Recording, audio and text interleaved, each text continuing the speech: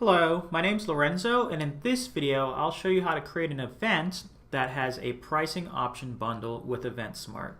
If you're planning an event kind of like a golf tournament or perhaps a reunion where you want to force a certain number of registrations at a time, then this video is for you.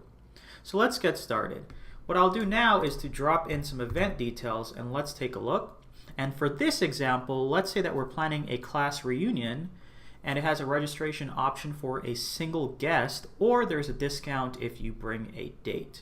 Okay, so the reunion will be on September 15th from 7 p.m. till 11 p.m. And then the pricing that we have is if you register yourself, then it's $35, and if it's you along with a guest, then it will be $60. So you'll save a little bit of money. Okay. So what we can do now is start working on the event. So let's say my class reunion. And now let's go ahead and set up the date for the reunion. So we know that it's September 15th. So we'll go ahead and use the selector to move to the 15th. And it begins at 7 p.m. And then it wraps up on the 15th at 11 p.m. Okay? So we've just set up the date time. There is no limit on this event or reunion that we're using, so we can go ahead and leave that as blank. And now what we need to do is set up two registration options, so one for a single guest and one for two guests. And that second one will actually be the pricing option bundle. Okay, so we'll say registration for one guest, all right? And we want this to sell up until the day before. So let's go to September 15th and then move to the 14th, which is the day before. And then we'll click on done. And then the price, we'll set that as $35. And then we'll remove the limit on the pricing option because we don't have one. And to save a little bit of time, what we can do is actually use this duplicate option here to create a copy.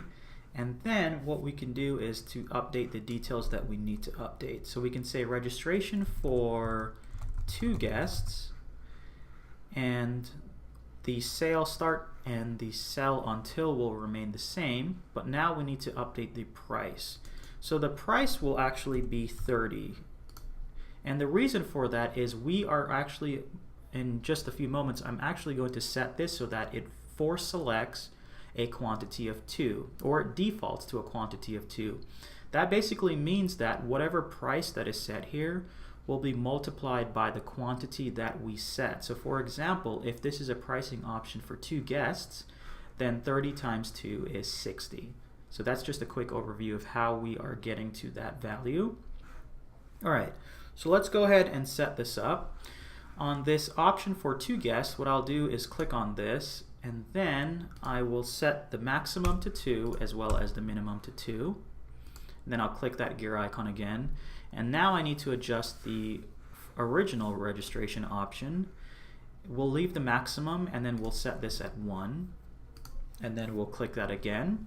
And now let's scroll up and actually save the event. And then from there, what I'll do is I'll follow the link to the front end. So let me take a look at this link. And now let's follow that link and take a look so you can see what this looks like.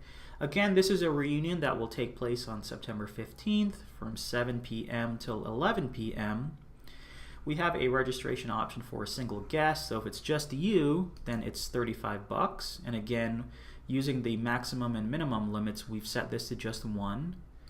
But look what happens when we take a look at this bundled option here. So this one is a registration for two guests.